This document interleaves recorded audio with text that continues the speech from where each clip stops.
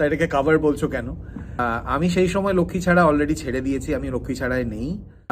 গাবু আসে, গাবু আমার সাথে দেখা করে এবং কিছুদিনের মধ্যেই আমাদের নতুন অ্যালবামের রেকর্ডিং শুরু হবে। That goat me excited.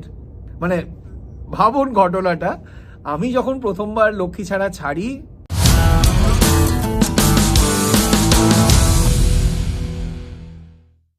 Hello বন্ধুরা, সবার আগে ধন্যবাদ জানাতে চাই এত ভালো পজিটিভ রেসপন্স, এত সুন্দর সুন্দর কমেন্ট পেয়েছি কেমন আছো শহরের কভার ভিডিওটার জন্য। কাদা জলে কেউ ডুবিয়েছে পা, কারোর মনে মনে তস্ততা, শুকনো কাপড় আর হৃদয়ে ভেজা, রেনি ডে হরতাল আজ ভীষণ মজা। কেমন আছো শহর, কোথায় গেল তোমার রাজপোশাক? অনেকে এটাও বলেছে কেমন আছো শহর তো তোমারই গান, তা এটাকে কাভার বলছো কেন? হ্যাঁ, বটেই। আর সেই জন্যই আজকে মানে একটা গল্প বলতে চাই যে মানে কেমন আছো শহর সংক্রান্ত, তার কিছু অরিজিন স্টোরিটা যদিও আমি খুব একটা জানি না, কারণ আমি সেই সময় লক্ষ্মী ছাড়া অলরেডি ছেড়ে দিয়েছি, আমি লক্ষ্মী ছাড়ায় নেই। আমি ইন্ডিপেন্ডেন্টলি মিউজিক করছি। আমি ক্যাকটাসও ছেড়ে দিয়েছি তার আগেই, এবং বিয়ে করেছি 2009-এর ডিসেম্বরে। তো তখন ফ্রিল্যান্স কাজ করছি as a composer, primarily for short animated films. তাছাড়া অ্যাডভার্টাইজিংয়ে কাজ করছি, জিঙ্গলস গাইছি, কম্পোজ করছি, একটু একটু প্রোগ্রামিং শিখছি, এসব আর কি। মানে নিজের স্কিল সেটগুলোকে আর একটু ধারালো করছি। তো না, ওই যে কমেন্টটার কথা বলছিলাম যে কেমন আছো শহর তো তোমারই গান, তাহলে কাভার বলছো কেন? আসলে আমি তো এখন আর লক্ষ্মী ছাড়াতে নেই, I am an ex member. তো অবভিয়াসলি লক্ষ্মী ছাড়ার গান কাভার করতে গেলে আমি মানে কাভারই বলবো, এবং সেক্ষেত্রে সেই গানটা যদি আমারও গাওয়া হয়ে থাকে সেক্ষেত্রেও সেটা কাভার, কারণ I am not anymore with that band. তো সেই জন্যই সেটার ক্ল্যারিফিকেশন এটাই। তবে কেমন আছো শহরের একটা বিশেষ ব্যাপার আছে। কেমন আছো শহরের প্রথমত ভিডিওটা খুব ভালোভাবে কষ্ট করে এফর্ট দিয়ে অনেক পেশেন্স নিয়ে তৈরি করেছে, ডিরেক্ট করেছে আমাদের খুব ভালো বন্ধু ছোটু, মানে অভিষেক ঘোষ। ও এখন অনেক দারুণ দারুণ বড় বড় কাজ করছে বম্বেতে অ্যাডভার্টাইজিংয়ে। এবং সিনেমাটোগ্রাফার সায়ক, ওর নামও সায়ক ভট্টাচার্য। ও এই রিসেন্টলি কিছুদিন আগে একটা অ্যাওয়ার্ড পেয়েছে এবং ও খুব সুন্দর পডকাস্ট আছে সিনেমাটোগ্রাফি নিয়ে, ডেফিনেটলি ওয়াচ ইট আউট। তো ওদের এই টিমটা শুট করে কেমন আছো শহর। তবে কেমন আছো শহর মানে অডিও রেকর্ডিং এর গল্পটা একটু বলি। সেটা হচ্ছে কেমন আছো শহর officially was the my first comeback song Lakshmi ছাড়ার জন্য। সেই সময় শুভজিৎ চলে যায়।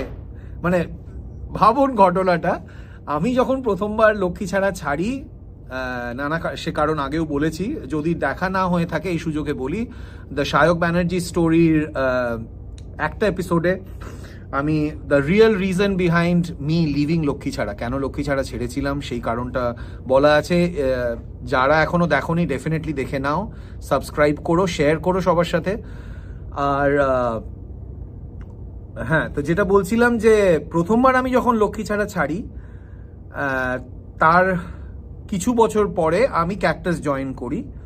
তখন আমি আমার প্রথম গুরুজি মানে প্রণীতয় চক্রবর্তীর কাছে শেখা বন্ধ করি। শেখা ছেড়ে আমি শ্রী কুমার মুখার্জির কাছে জয়েন করি, ওনার কাছে শিখতে শুরু করি। এবং কুমারদার বিরাট বড় অবদান আছে আমাকে। আমার যেটা লক্ষ্য ছিল যে না, আমি ক্লাসিক্যাল মিউজিক ভালো করে শিখবো, তার পেছনে সব থেকে বড় হাতটা কিন্তু কুমারদার। তো সেইটার ব্যাপারে একটা গল্প আলাদা আরেকটা এপিসোডে বলবো, শেখার কিছু গল্প। এবং গান শেখার সাথে সাথে শুধু যে গান শিখছি সেটা তো নয়, মিউজিক ইজ আ লাইফস্টাইল। সেই লাইফস্টাইলটাকেও কিভাবে শিখিয়েছেন কুমারদা সেটা নিয়ে সায়ক ব্যানার্জি স্টোরির আরেকটা এপিসোড আসছে, ডেফিনেটলি চেক করে নিও।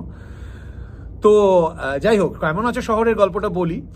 তো এমন একটা সময় যখন আমি কোনো ব্যান্ডের সাথে নেই, আমি ইন্ডিপেন্ডেন্টলি মিউজিক প্রজেক্টস করছি as a music composer, arranger, singer, সব কিছুই শেখার চেষ্টা করছি মিউজিক ইন্ডাস্ট্রির। সেরকম একটা সময় তখন আমি টালিগঞ্জে থাকি।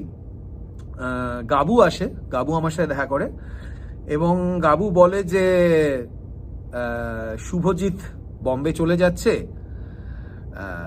তো ঘটনাচক্রে বলি, শুভজিৎকে কিন্তু লক্ষ্মী ছাড়া ইন্ট্রোডিউস করার পেছনে আমার একটা অবদান আছে, মানে বেশ বড় অবদানই বলতে পারি। তার কারণ আমি ব্যাপারটা নিয়ে একটু চিন্তিত, দুঃখিত ছিলাম যে আমি লক্ষ্মী ছাড়া ছাড়লাম, এবার লক্ষ্মী ছাড়ার কি হবে। এবং I am so glad and so proud of Shubhajit যে শুভজিৎকে খুঁজে পেয়েছি এবং the band was ready to have Shubhajit. এবং তারপরে Shubhajit, the amazing talent that he is, এত সুন্দর সুন্দর গান কম্পোজ করে লক্ষ্মী ছাড়ার হয়ে এবং সেগুলো রিলিজ হয়, সেগুলোর কথা সবাই জানো।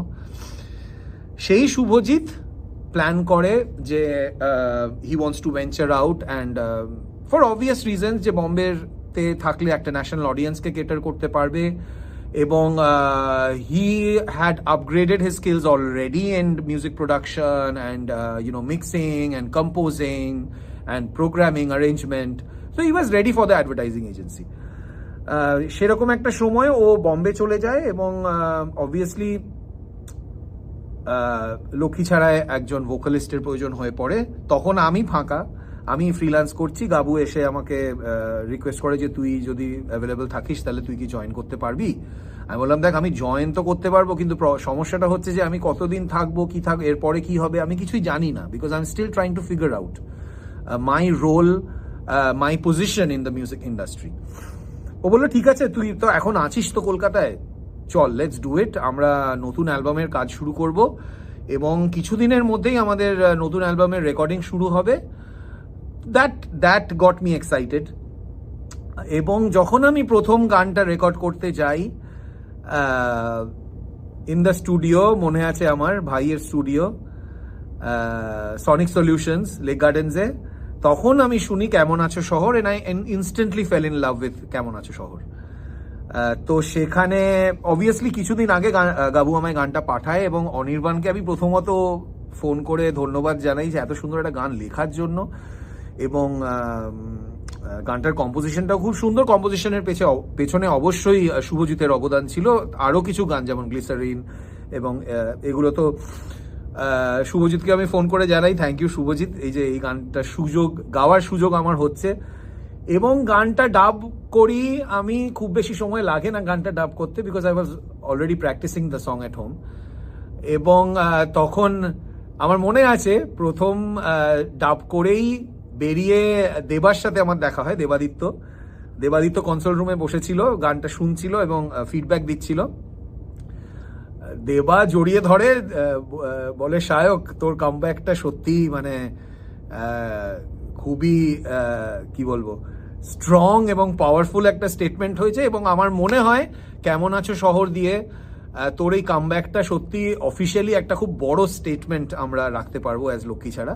And I agreed with him যে কেমন আছো শহরের মধ্যে যে একটা সিনেম্যাটিক ব্যাপার, শহরের বদলে যাওয়া সময় এবং কলকাতা শহরের এই ক্যারেক্টারটাকে ধরতে পারার জন্য অবশ্যই লক্ষ্মী ছাড়ার একটা খুব বড় অবদান আছে এবং the whole team that supported কেমন আছো শহর। তো এর সাথেই পর এক একটা গান অ্যালবামের রেকর্ড হতে থাকে। এবং দ্য ফান ফ্যাক্ট অ্যাবাউট এই কেমন আছো শহর অ্যালবাম হচ্ছে যে মেঘমল্লার 700 সকাল এগুলো আবার নতুন করে অ্যারেঞ্জ করে মিউজিক্যাল ম্যাচিওরিটি যেটা সবার মধ্যে এতদিনে এসে গেছিল, সেই ম্যাচিওরিটি দিয়ে ওটাকে রিঅ্যারেঞ্জ করে রিইন্টারপ্রিট করে এই অ্যালবামে রেকর্ড করা হয়। দ্য অনলি অ্যালবাম যেটাতে এটা করা হয়। এবং I think it is an incredible album. যাদের শোনা নেই এখনো তারা ডেফিনেটলি শুনে নাও, আর যাদের শোনা আছে তারা আবার শুনে নাও।